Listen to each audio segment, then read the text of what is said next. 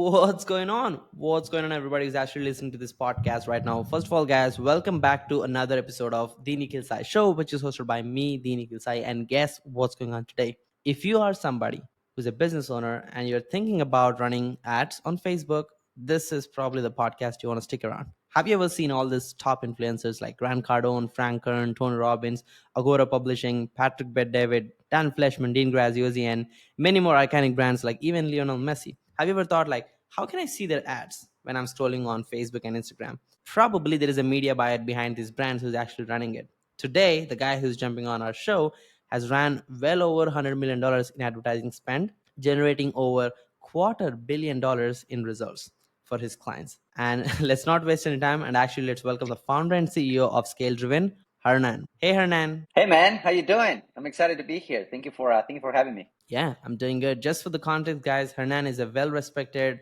media buyer and advertising agency in the marketing space, especially in the digital products. He's spoken at events, does keynotes, and very good guy. And I personally work with him on a couple of projects. Before I get into a little bit more technical questions about AI, marketing, and advertising, and meta, and all this cool stuff, Hernan, give us some background about yourself. It's been like you started, I think, in 2012. I was probably in like third grade or something when you started Facebook ads. So walk us through the journey. How was it like, and give us some context of who Hernan is and how did he end up building this massive company. Yeah, dude. Yeah, I've been in the digital marketing world for the past now 15 years, maybe 15, 16 years. So it's been a while. I started when I was 20 something. I'm 37. So yeah, so around that, 21, 22, so around that.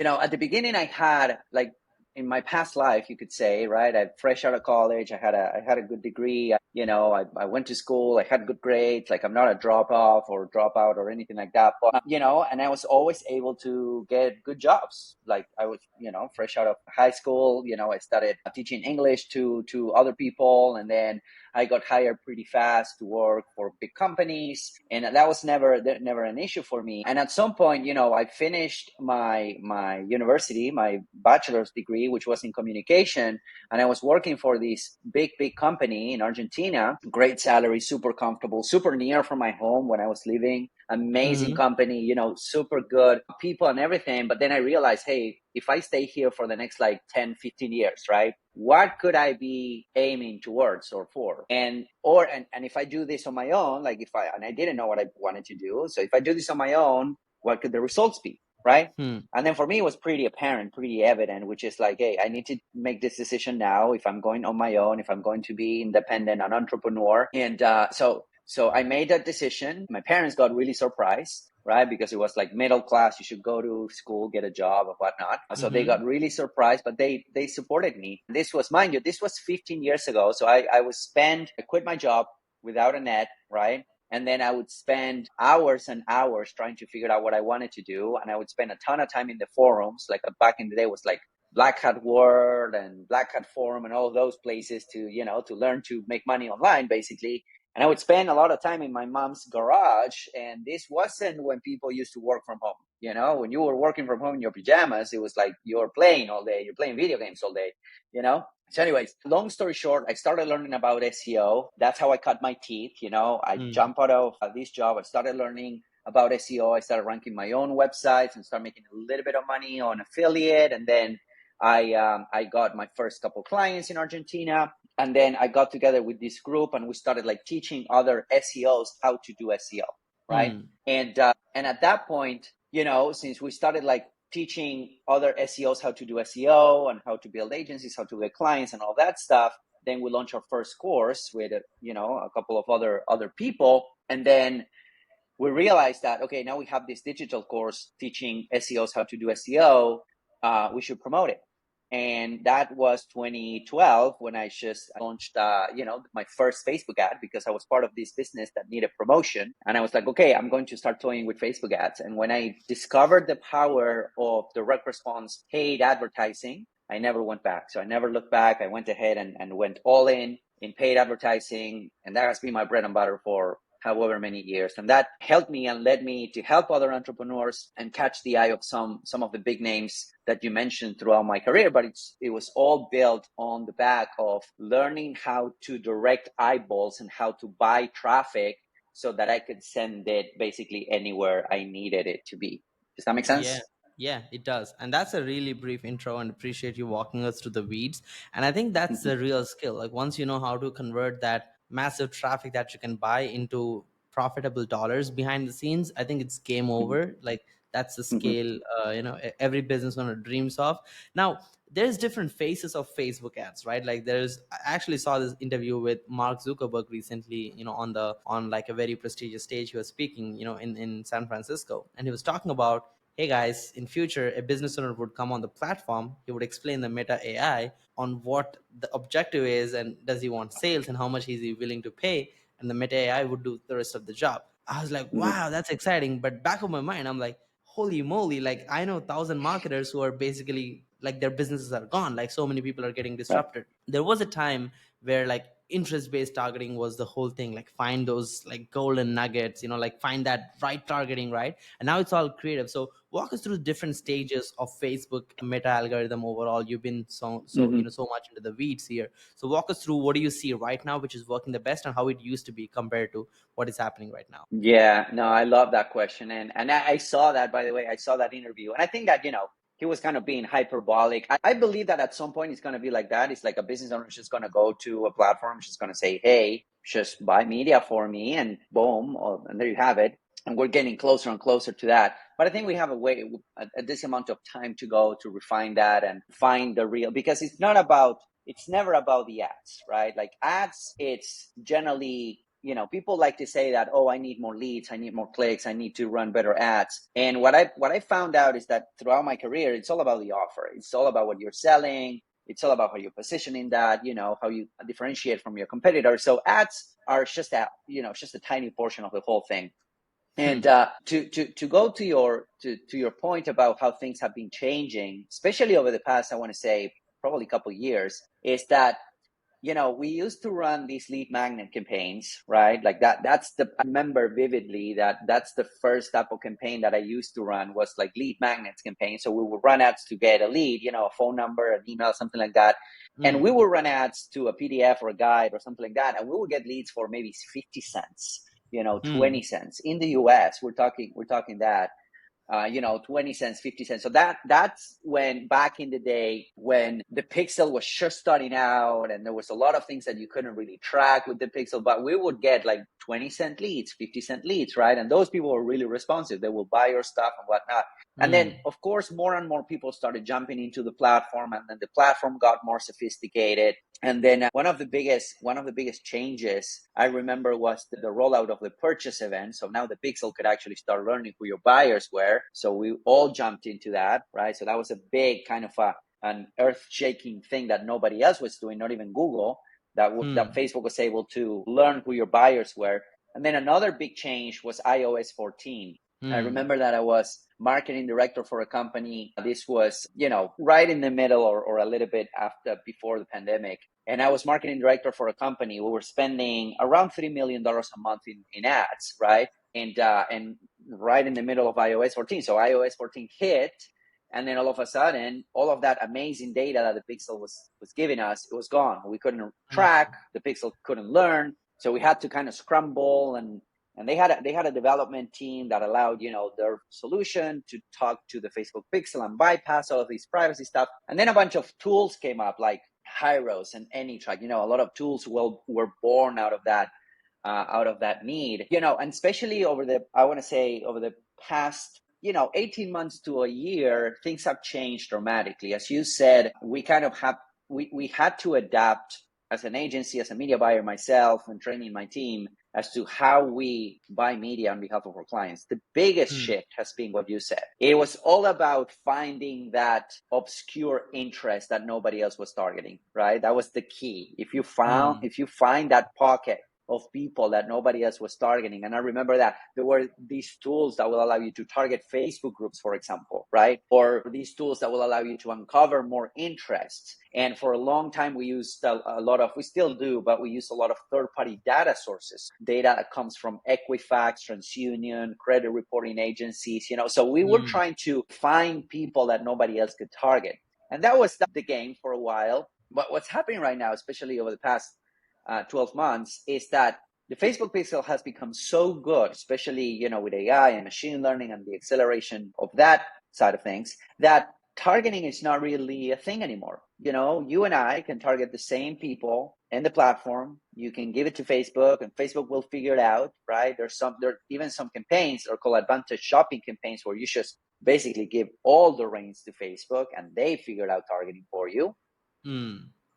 But now, if you think about it, since you and I are basically targeting the same people and we have the same capabilities and a small, e-commerce store with maybe $100 a day in ad spend, or or a med spa in a small city with $50 a day in ad spend, they have the same targeting capabilities that the big Fortune 500 companies that are spending millions and millions of dollars a day, right, on ads. Then what's next? What's the next frontier? And that's where creatives come to play. That's where what we're noticing is that there's a shift between targeting, right, trying to find that amazing audience, to letting Facebook figure out the targeting, but coming up with better ads and more ads, like more volume of creatives. That's where that has been one of the biggest shifts, and that has allowed us to keep campaigns performing and being stable for a long time, if that makes Makes sense. sense. Yeah, it totally does. Like like media buying is going from this technical detail of like trying to find like the best targeting or the best interest to target, to actually becoming a more creative person where you're coming up with different hooks and ad angles to hit the same audience in a different manner. That's really Yeah. really insightful. How do you Mhm. see media buying as a service changing and evolving? Because there used to be the time where media agencies would charge $5,000-$10,000 a month to just manage the targeting and manage the Mhm. campaigns, and the client would do the whole creative work. Just campaign management was the big thing they're paying for. And now it's the opposite. Like now you have to work with the client to get the best creatives. Where do you see this Mhm. evolving with what we talked about Mark Zuckerberg's keynote, when he's talking about the AI handling the whole thing? How do you see this evolving, like 5 years from now, if you have to project? How do you envision a media buying agency on a day-to-day basis? Yeah, no, that's a good question. There's a couple things, right? The first thing is that throughout my entire history of buying ads on Meta, right, there's been a steady increase in pricing, right? So there's been a steady increase in pricing.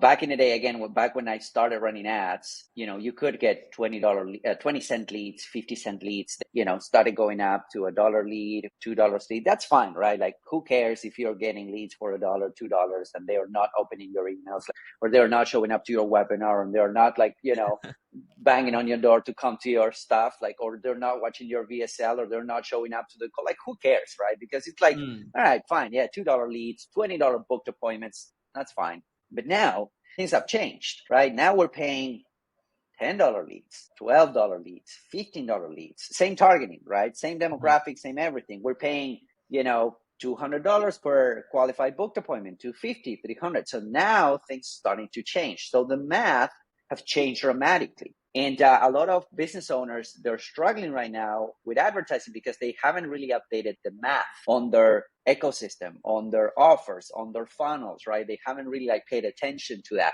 So I think that, agencies, to your point, I think that agencies need to become more like a strategic partner, not that much about, oh, yeah, you just give me the funnels, give me the ads, and then I run the ads, and then I report you back like once a week or once a month or whatever. No, they need to help you with the strategy behind, okay, where are we sending traffic to, right? Because it doesn't matter how good of a media buyer I am, how good your creatives are. If we're sending traffic to a brick wall, nothing's going to work, right? So yeah. I think that there's this shift between, the ad agency, to a more strategic approach, becoming a full stack agency. And of course, there's these ad agency, this heavily analytical data matters a lot, right? But there's a shift, especially with AI tools, to a much more creative approach. So one of the things that we're doing is to basically take over. Like, we take over everything that has to do with ads, copy, creatives, all of everything that has to do with tracking. So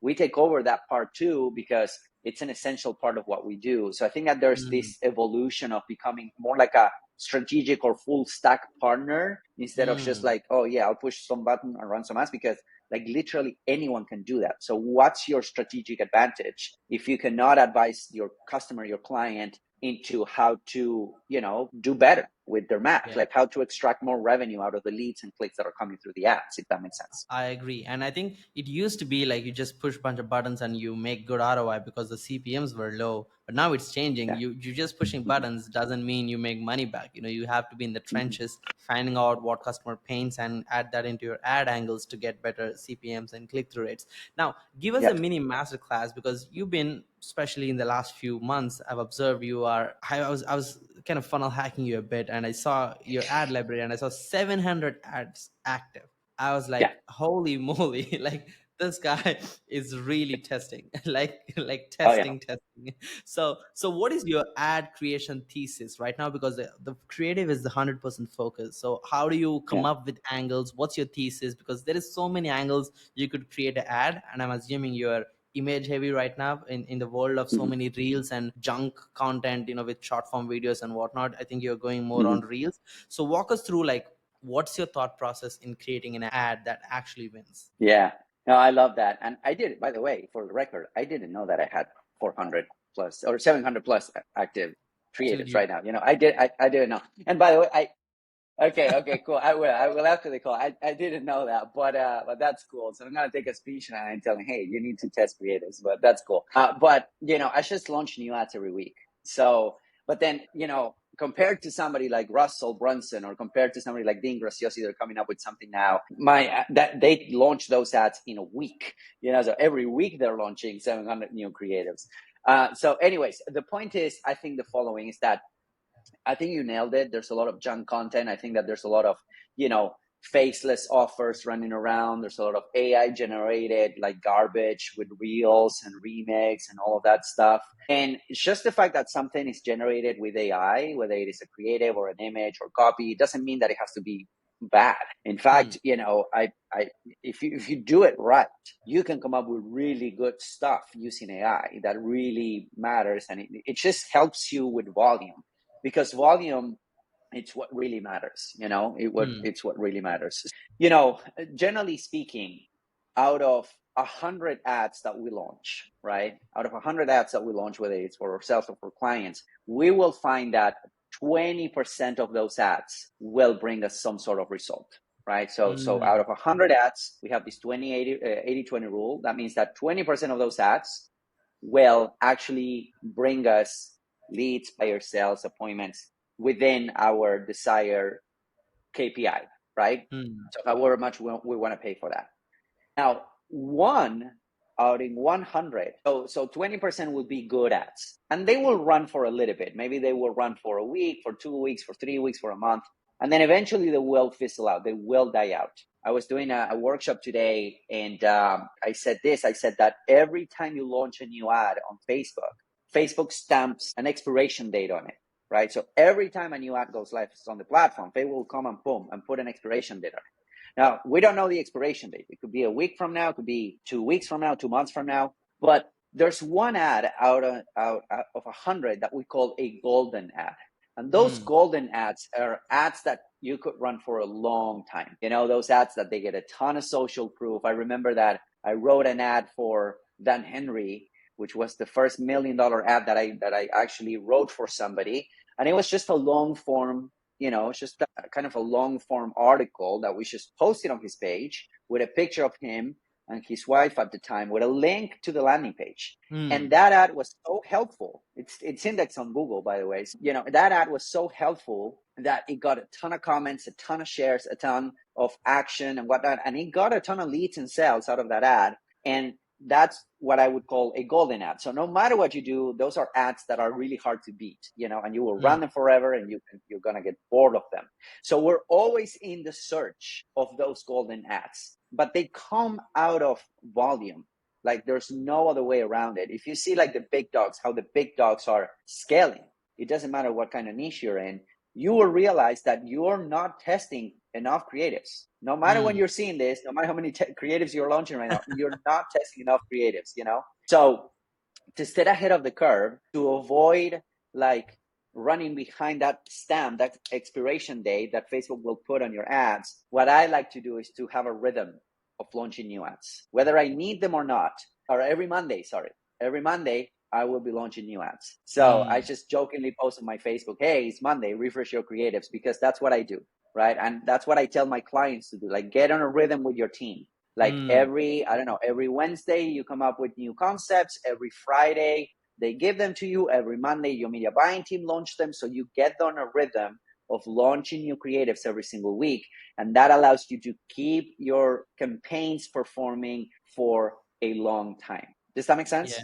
Yeah, it does. It does. I mean, this is so crucial because we underestimate, like, there used to be times where there is not a lot of advertisers on the platform. So it was so easy for your brand to just cut through the noise and share the message. Now we have the same amount of eyeballs, but now there is a million more brands trying to advertise. So the real estate is getting crowded and the buying cycles have changed. Recently, what I have observed is the people who used to just run a VSL funnel and get an appointment for $100, and 30% of them would be ready to buy, and like 20% of them would actually end up paying in full, like all of that stats. And it used to just work flawlessly, and they used to just double the money on a weekly basis on a campaign. It's no longer the same. The buying decisions have, they're now taking a longer time, and the follow-up needs to be more vigorous. Now, from your perspective, what are the winning attributes you would give to the clients you work with who had the best returns? What are they doing after the media buying is done? Yes, they're doing the creative testing, they're getting the best clicks and leads coming in. What's the foolproof way for a business to say, like, okay,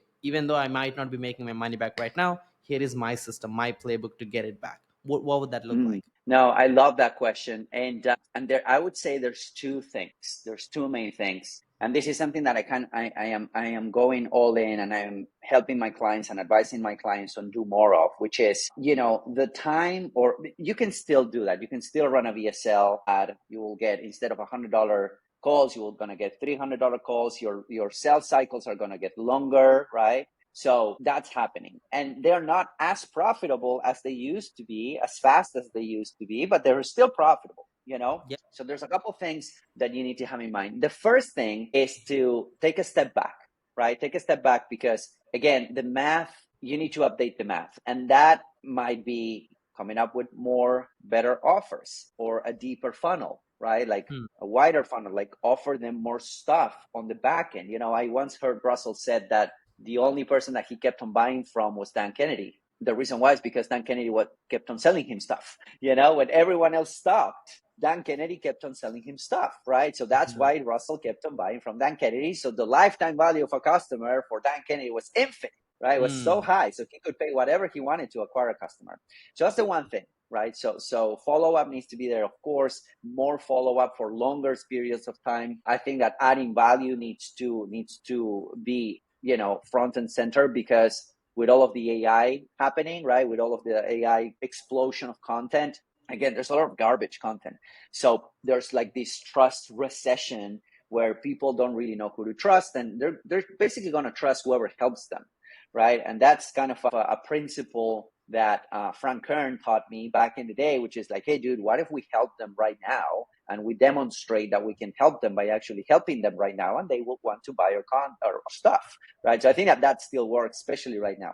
So, but that's only like half of the equation. The other thing that I'd like to really look into is how do we make the math work in a better way? If this funnel, right, like if this VSL funnel was giving you, I don't know, a 3 times ROI in 30 days or 60 days, what can we put in front of that funnel so that Hmm. you can liquidate your ad spend faster? And Hmm. that's the secret. That's one of the things that I'm really into. I was in Annick Single's event a couple of weeks ago. He kind of, he and I kind of talk the same language here, which is the revival of the low ticket offer. Hmm. Like we're in a trust recession right now, so it's harder to have somebody, a stranger from the internet, to come in and give you $5,000, right? You're asking for marriage right away, right? And you will be put in jail if you do that on the street, right? Like Hmm. everyone you meet, you ask for marriage. So why don't you ask for coffee first? And the Hmm. coffee used to be the lead magnet, right? The Hmm. coffee used to be the lead magnet. But now with 20, 15, 20, $25 leads, it doesn't make sense to keep on doing that coffee. Instead, just charge for the stuff that you used to give away for free. So there's this revival of the low ticket offer, which I think it makes so much sense. The big dogs have been doing it for a while. When I worked as marketing director for Grant Cardone, they had like 7 or 10 book funnels running at any given time, giving them hundreds of buyers, thousands of leads every single day. So Yep. it's a playbook that has been around forever. So I think that that's the other thing that people need to start doing more of. Yeah, I like that. I mean, I think it's a good market sophistication. The BS people were giving away for free is no longer valuable. So now you have to find the best stuff and create an offer around it and actually have people pay for it. And this is a much difficult problem to solve. And you're actually validating your whole business. When you're doing that, you will come to the realization that all your Yeah. assumptions were not true, and the market will tell you what's good and what's Mm, not. You can't just come up with a PDF mockup and say, yeah, this is valid at 97. No, it's not. People won't buy it. right. So give us, yeah, give us the offer playbook you have launched.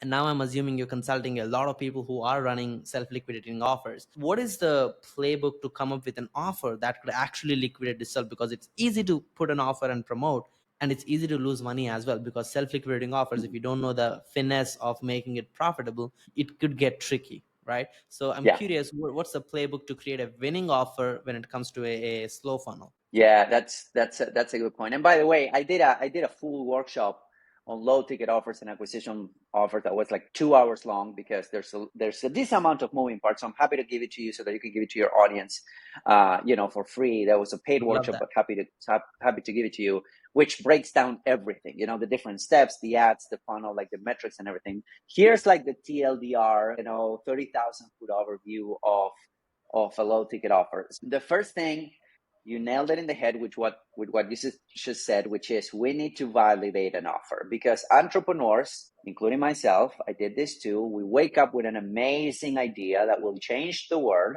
tomorrow, right? And then we spend all of this time, coming up with the logo and coming up with this idea, and we spend all of this money and all of these resources, and then when we turn around and we try to sell it, nobody wants it, right? Hmm. So this is something that I learned from the big dogs as well, is that they validate first and they build later, right? Validate first and build later. Now, how do you validate? Well, there's 2 frameworks to validate an offer. A low ticket offer that will work with advertising, specifically with paid cold advertising, right? So people that do not know who you are, they haven't heard about you, the offer needs to be sexy enough so that they will give you $3, $5, $7, 27, right? So that's the main key of this offer. So we need to think, how do we make it work to call traffic? And here it is.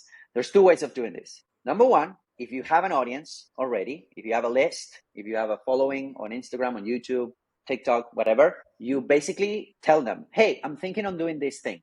You don't do this thing, right? You're thinking about doing this thing, and I'm going to charge whatever, $7 for it. Would you guys want it? And then if you have enough people saying yes to that, and you will see me do this on Facebook all the time, right? If you get enough response to that offer, you just put together a simple Google Doc or a simple landing page, right? Hmm. With a really simple explanation of that offer. You send it to them, and then you should get at least 15% conversion rate on that landing page. What do I mean? I mean that if you get 100 clicks or 100 visitors to that landing page, you need to get at least the very minimum 15 sales, ideally Hmm. 20. So 15 to Hmm. 20%.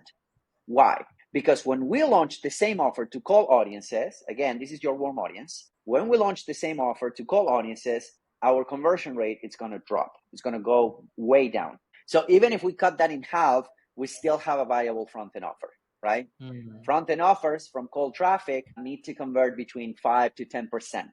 So out of 100 clicks that you get, you should be getting at least 5 front end buyers once you launch to cold traffic, right? So that's option one. Option one is validate with your warm audience. But what if you don't have a warm audience, right? What if you want to validate with your cold audience? Well, Hmm. the process is similar. The process is similar. You come up with the offer idea, you put together the landing page, you say, hey, this is a pre-launch, right? And then what you do is the exact same thing. You put together a simple landing page. You put together really simple ads, heavy ads, like I like to do. Go funnel hack me and check the ads that I like to run on my Facebook ads library if you want. So you run really simple, ugly, I call them ugly ads, right?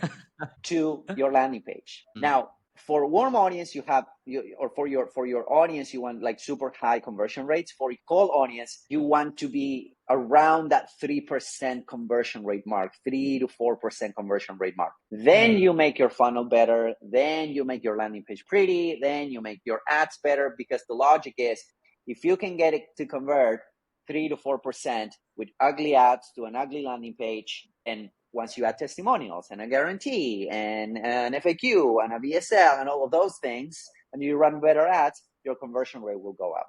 So that's the way that I like to test these offers, both for warm and cold. And I've done both, and they both work. They increase the likelihood of your front end offer to work. Does that make sense?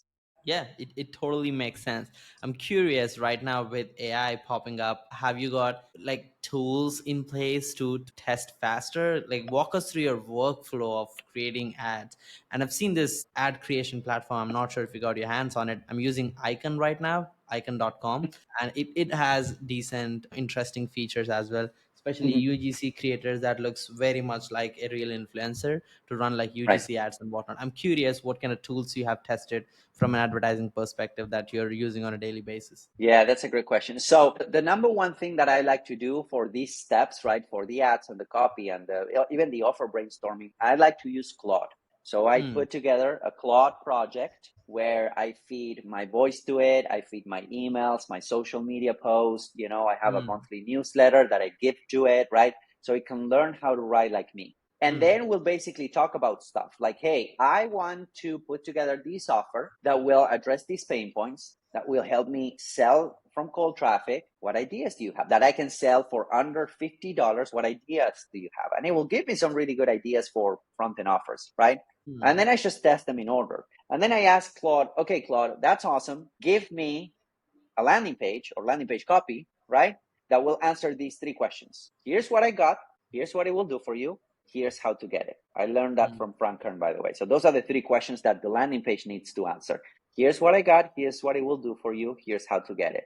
So then Claude will put together a really simple copy, and then I just grab it, put it on my funnel builder, ClickFunnels, or whatever it is that you're using. Boom, I put it there, and now I have my landing page. For my ads, I'm using I'm using 2 things right now. I use Canva, Canva for simple, ugly ads, but then I've been using a lot of ChatGPT. So ChatGPT can put together really cool images now with the new DALL-E. I don't know what version it is right now, but the latest DALL-E version is doing a really good job. It wasn't viable before because I like to use text heavy ads, right?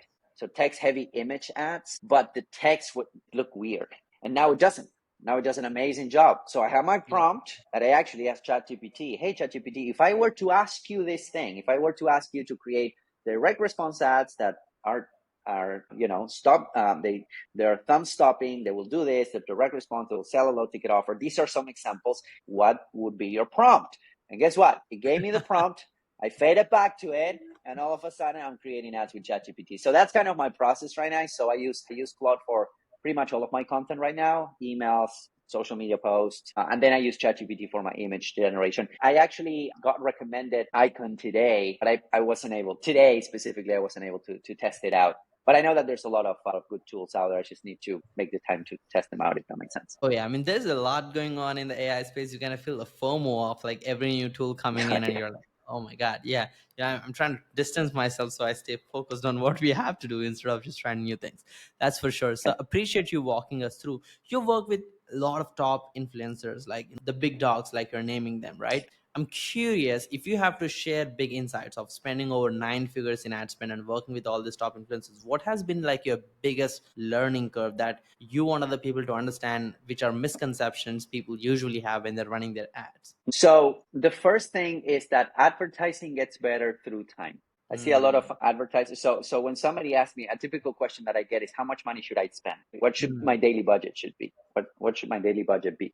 And what I always tell them is, listen, I would rather you, especially at the beginning, when you don't have a proven offer, maybe you have a brand new ad account, brand new pixel, like you don't know what's going to work. Especially at the beginning, I would rather you spend money or invest money rather for a long time. Because one of the things that I've learned is that these guys, whether they're selling something or they have something new, or even if it's just content, like this type of content, like video content, written content, they do not stop advertising.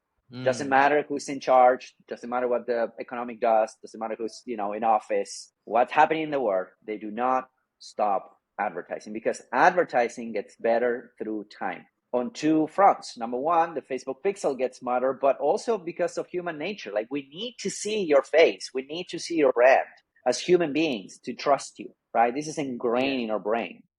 So we need a lot of exposure to a lot of content pieces to actually make a purchase decision, even if it's a small one. So I always tell this, especially to the small business owners, like, just set a budget, daily budget that you're comfortable with spending without any return. Is that like $10 a day? Is that $20 a day? Is that $5 a day? You can do a lot of damage. You can get a lot of reach if you run, for example, engagement ads with pieces of content at $5 a day. I think Dennis Yu talks about this, the $1 a day campaign. Then Laurel Portier, I just had a workshop with her today, and she's awesome. And we were talking about that, right? So really low investment ads that last for a long time, that will get you a lot of traction. And then the other thing is that understanding that, that now the sales cycles are longer.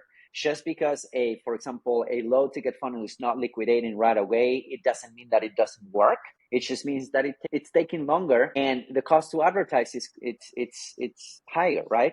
So that's the other thing. And then the third thing that I would say is that, especially on Meta, Google has this, but not that much. It's a much more stable platform once you get it going.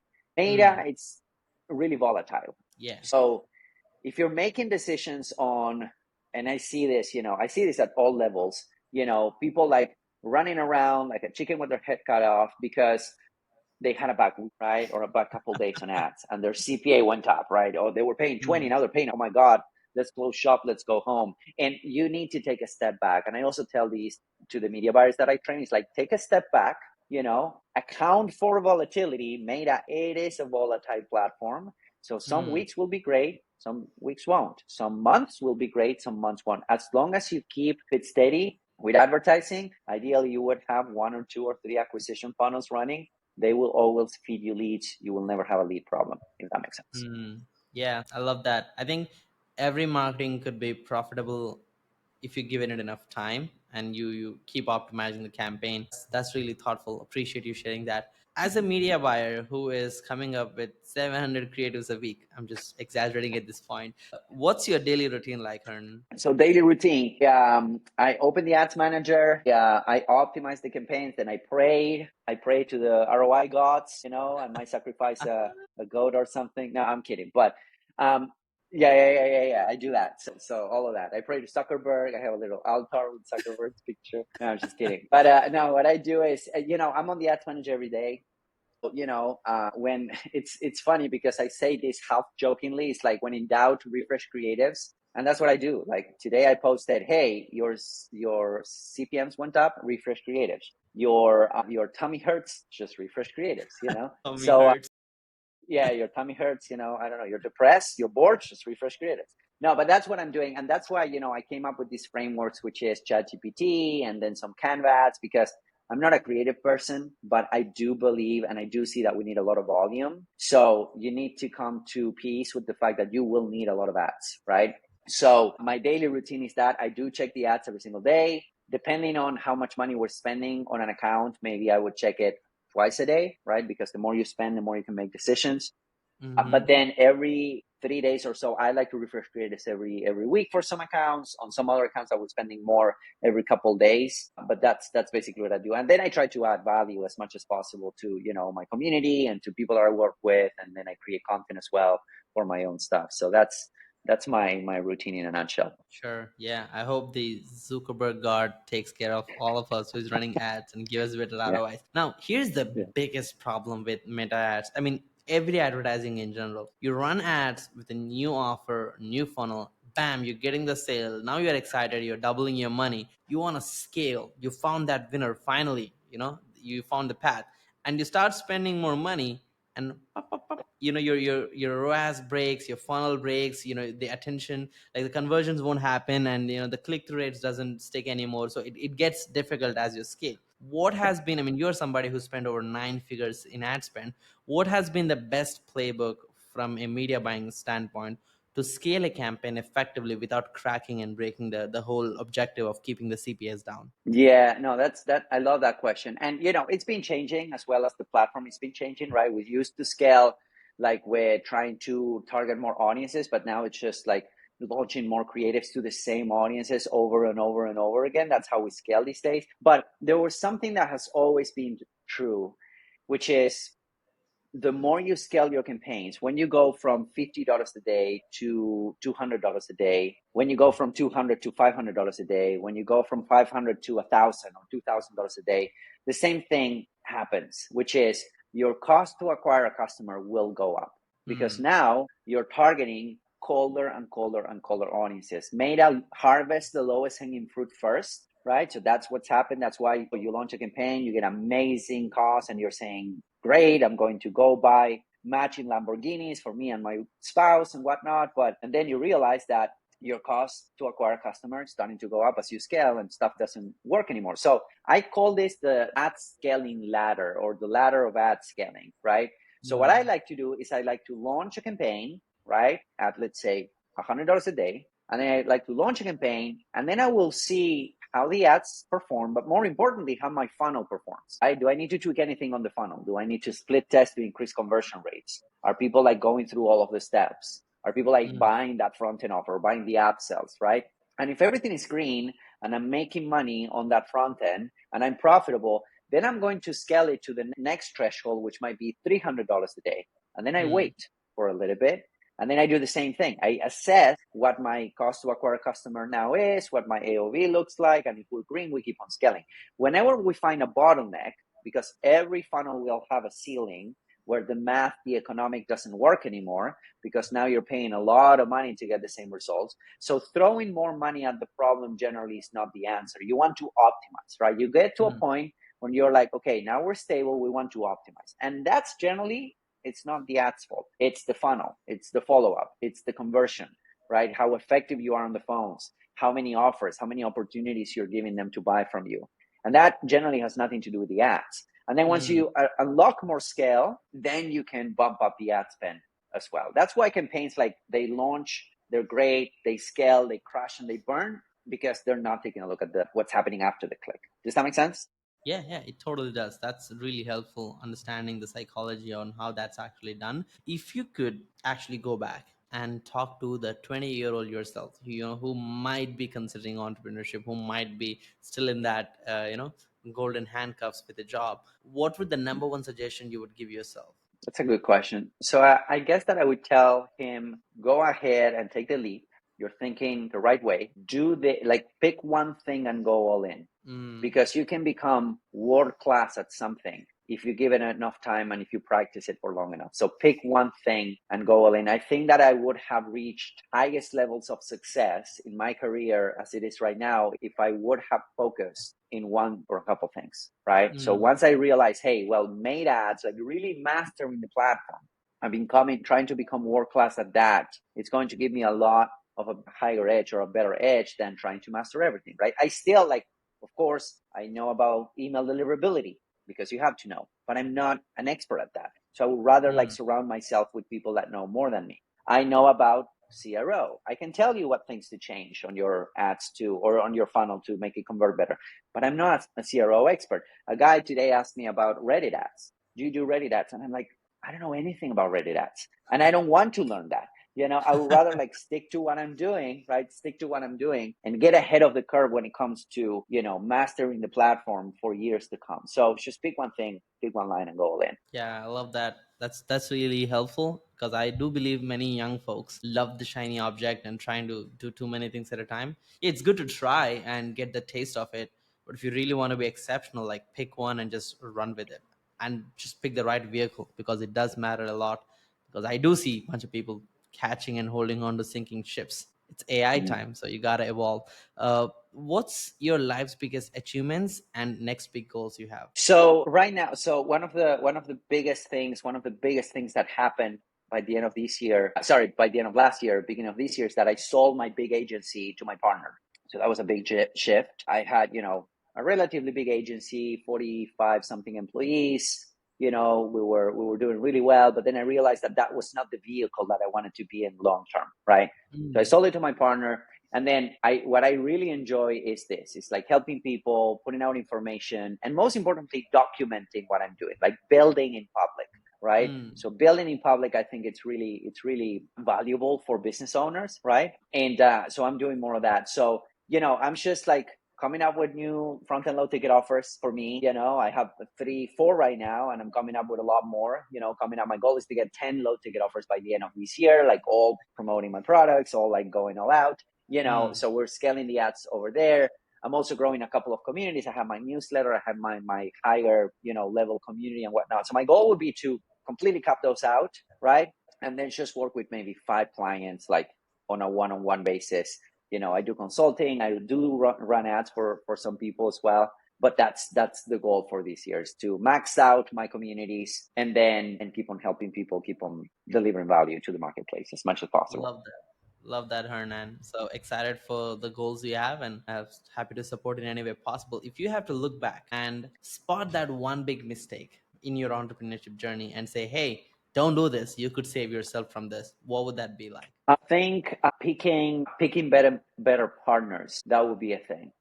I was especially partners that have really similar skill sets, right? That Mm. I have.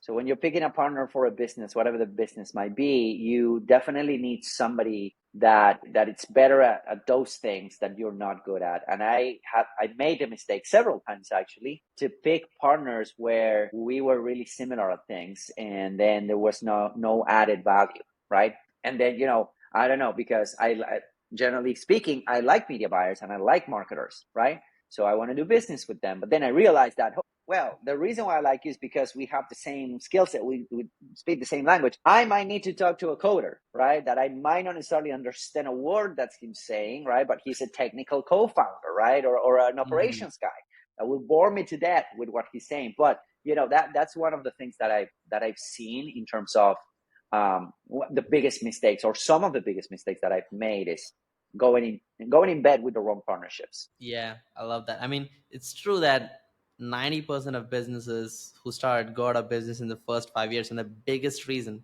70% probability, is because the partners are not aligned. And I'm glad you're talking about it. And that's actually the truth of entrepreneurship. It's really tough. People think it's shiny and easy and everybody can do it. But there's a lot that goes into making a business successful. What Mhm. inspires you, Hernan? I mean, you've scaled campaigns, you launch your own businesses, your offers, you have clients and whatnot. What excites you to wake up and showing up for your business and doing what you do every day? That's a great question. I like to be in the room with smart people. That's one of the things that I really like to do. So I still like looking to follow like the big influencers, how they're doing things, right? Like understanding the mechanics of how they do what they do, why they do it, how is it possible to text or X the success that you're getting. I think that Hmm. that's really exciting to me. Like people that challenge you to think bigger, right? Hmm. Those are the conversations, and those are the people that I really enjoy hanging out with. And I try to give back to the community as much as possible. But those are the things that are really exciting, is that I made some really good friends, and now I have access to some circles that I am, wow, they are like crushing it. I want to know what they're doing. So Hmm. that's one of the things that really excite me. Makes sense. Love that. If somebody is listening to the podcast so far and they're like, yeah, Hernan is pretty cool, I would like him to consult me or work with me, how do they find you? How do they stay in touch? Yeah, so Hernan Vazquez in all socials. I think the social platform that I'm the most active is on Facebook, on my Facebook timeline, right? So if you send me a friend request or you want to follow there, that's one of I think my favorite network. I'm talking like a boomer right now, Facebook being my favorite network instead of TikTok or something like that. But anyways, no, so that's that. I'm having a lot of fun there, and I, curated a good circle of people that I have fun. So Hernan Vasquez in all socials, and then I have a community in school. It's called High Ticket Marketing, High Ticket and Info Marketing. I can send you a link there as Sure. well. It's free. You can come hang out. There's a bunch of resources there, and then you can pick your own adventure. I have low ticket offers, I have mid ticket offers, I have my consulting, so you can basically pick and choose whatever suits you. Love that. Appreciate the opportunity for our audience to work with you. Any last words to conclude the whole show today? What's your biggest advice for people who are listening? Yeah, I would say shipping is more important than anything else. Like, get your stuff out there. and get eyeballs on it. The market will validate how amazing your offer is or not. The market will Mhm. validate, right? So all of that time that you are quote unquote not wasting, but you're investing into making the right logo or making this thing or all of those things, you could be spending into thinking about new ways to coming out with the market with new ideas, right? So ship it because something will click. Yeah, So I love that. Keep it ugly, keep it in front of many people, and see if people buy. I love that. Guys, hopefully you enjoyed the podcast session. That was a really insightful episode from somebody who spent over 9 figures in advertising spend and managed a lot of meta ads. Really tactical advice right there. So if you'd really like to scale your meta ads campaign and worried about how you can validate, we got the whole playbook on this episode. So hopefully you enjoyed it. Share this episode with other friends and marketers and agency owners. The media buying is going to change forever, and it's already doing so. I'm excited for you guys to get access to the best information and best people like Hernan. And I'll be back with another amazing guest on the podcast show, so please subscribe and stay tuned. Thanks, Hernan, for jumping on. And guys, there will be links yeah, in description to connect with Hernan and also access to his workshop. Thank you so much once again. Bye bye. bye.